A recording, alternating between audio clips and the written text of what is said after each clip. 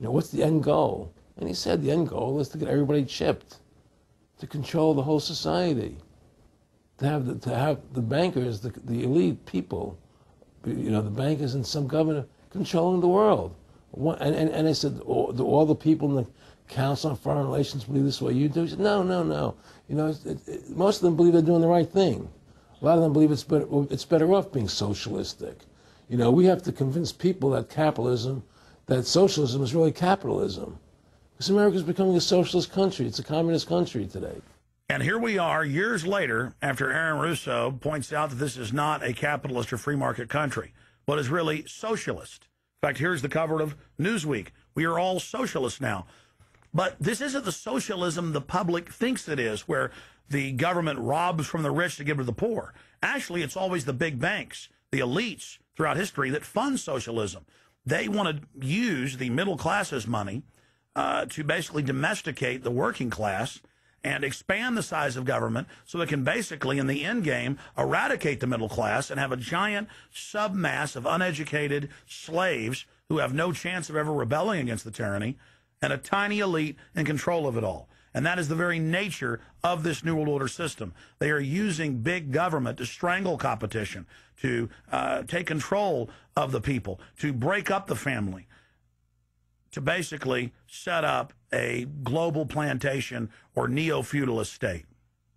Well, one of the things they told me was that he was at the house one night, and he would talk, and he started laughing. He said, Aaron, what do you think women's liberation was about?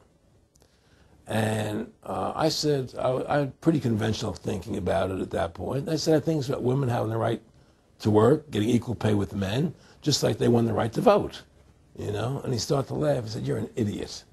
And I said, why am I an idiot? He said, let me tell you what that was about. We, the Rockefellers, funded that. We funded women's lib, you know? And we're the ones who got all over the newspapers and television, the Rockefeller Foundation. He says, and you want to know why? He says, there were two primary reasons. And they were, one reason was we couldn't tax half the population before women's lib. And the second reason was, now we get the kids in school at an early age. We can indoctrinate the kids how to think. It breaks up the family.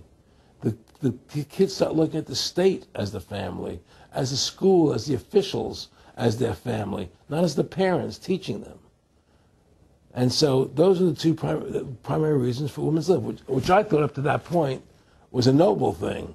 You know, when I saw their intentions behind it, where they were coming from when they created it, the thought of it, I saw the evil behind what I thought was a noble adventure.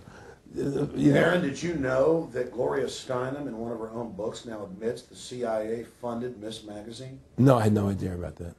No, I never heard that. Yeah, we're going to... CIA funded Miss Magazine? Funded Miss Magazine with the stated goal of taxing women and breaking up the family. No kidding. I never heard that. Well, Nick told me. I mean, I know it, but not because I know the CIA was involved in it. Well, Gloria Steinem was proud of it. Oh, the CIA wanted to help me help women. No kidding. So they funded it, yeah. And of course, it's divide and conquer. Right, and of course. What they do is they focus in, obviously, on real problems. Women were getting shafted in many ways, but the elite wasn't planning to help them. They were planning to really shaft them and take men away from them. Look at what they did with black families. You only had about 10% illegitimacy 50 years ago in black communities, and now it's over 90%. And look at welfare. You were going to give you some money, but you can't have a man in the house. Right. And so that was further to degrade the family. Totally destroyed. And now illegitimacy is over 50% in the general population. Right. Well, see, the whole thing is these people control the money, so they make all the rules. You understand? And they put whatever rules they want into effect. And the truth is, America has really become a socialist, communistic country. And everybody says it's a capitalistic country. It's not a capitalistic country. You know, how can it be capitalistic when you have a central bank? That's the first. It can't be. You know, the money. It's a planned economy. It's a planned economy. It's a phony. If they want to create prosperity, they just print dollars. They just make dollars or put digits into the economy, and now you have prosperity. You don't have real prosperity. You don't have real manufacturing. You just have money being injected in. It's an infusion of credit, which only makes the government go into more debt. Into more debt. The Federal Reserve is poison to our country. Of course it is. It's poison. Whoever makes the money makes the rules. Rothschild said that. and they make the money. Why are we allowing these private bankers to make the money for our country? It makes no sense. Why are we paying interest to these banks to make money for us when the government can do it itself without paying interest and without all that debt? There's no answer to that question, and it's the question no politician will raise. Everybody talks about America's debt, how much debt we're in. We're in debt because we have to borrow money. But we don't have to borrow money. They designed it so we go into debt. Exactly. We can create the money and back it by gold so they can't create too much of it. So you don't have the inflation. And do what the founding fathers gave us. But instead, the bankers make the money, they control the government, they buy the politicians, they tell us who gets into office. You have computer voting, that's a fraud. They do whatever they want to do to us. They do whatever they want to do to us, and it has to stop. My friendship with Nick Rockefeller was one where we expressed ideas to each other and thoughts and philosophies, and he wanted me to become part of what they were doing, and for me to become a member of the CFR, and offered various business opportunities for me to get involved in, and for me to not take up the fight or the battle that I've been taking up in the past. You know, to drop that idea, because what was the point of my fighting for the people? I was a guy who was very successful in the movie business, and I saw the truth of what was happening. I tried to express it to the people, and rather than having me express it to the people, they wanted me to join their side because I was a mover and a shaker, and rather than me opposing them, to join them. It was real simple, and he tried to recruit me into that situation, and I didn't go for it. Did he get angry when you didn't go for it? No. And, you know, it's like, you know, I remember one time he said to me, you join us, so you have an ID card, Aaron, you know, you have a chip, and your chip will say KMA on it. And I said, what does KMA mean? He said, it means kiss my ass. And anybody stops you, a cop or whatever, and you show them your card or your chip, and they'll know to leave you alone, because you're one of us. One of the central pillars of tyranny is that the establishment is exempt from the laws that they pass for the rest of us. We saw it in Rome. We saw it with Hitler. We saw Richard Nixon saying, look, I'm the president. If I break the law, it's not illegal. We saw George Bush and Dick Cheney say that. We see Barack Obama continuing that, saying, I'm not going to give detainees real trials. I'm going to give them secret kangaroo military commissions trials, and we're going to hold them in secret camps, and I've got executive privilege. It's the same thing over and over again. And one example of hundreds that are out there was a story back in April of 2008 out of the Orange County Register.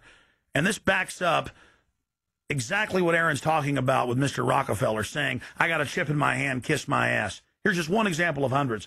Special license plates shield officials from traffic tickets. And it goes on to say that 996,000 plus vehicles in California are exempt from no insurance, reckless driving, speeding, running through toll booths, running red lights, on and on and on. And who is it? It's state employees. It's federal employees that can go and get exempt. It's police. It's government bureaucrats above the very laws they try to enforce on us. This is tyranny. And so literally all over the nation, they've tried to pass it in Texas but failed. They want it where the police are above the law, where the government officials are above the law, where they have immunity, where they can't be prosecuted for crimes. Congress exempts itself from most of the tax laws and other laws that they put on the rest of us. They're exempt from Social Security, and they get a pension that pays out on average 5 times what citizens get. Again, it's already happening. So the chip in the hand and saying they're above the law under the guise of national security, that's what the 1947 National Security Act and now this whole Homeland Security system is all about. Why are you fighting for the people for? What is that about? The people are just, you know, they have to be ruled. They have to be, you know, the Constitution, what you're standing for, is only for a few people. It's only a few individuals that can live that way, you know. And we believe that it's best for society to be ruled by an elite people who control everything. And I said, I don't believe that. You know, I believe God put me on this earth to be the best person I could be, and put everybody on this earth to be the best they can be, not to be a slave and a sheep to you and these people. And I don't understand why you want to control everything. What is the need for that, you know? And I asked them, do all the people in the Council on Foreign Relations feel the same way you feel? He said, no, a lot of them think they're doing the right thing. They think that socialism is the best way to go.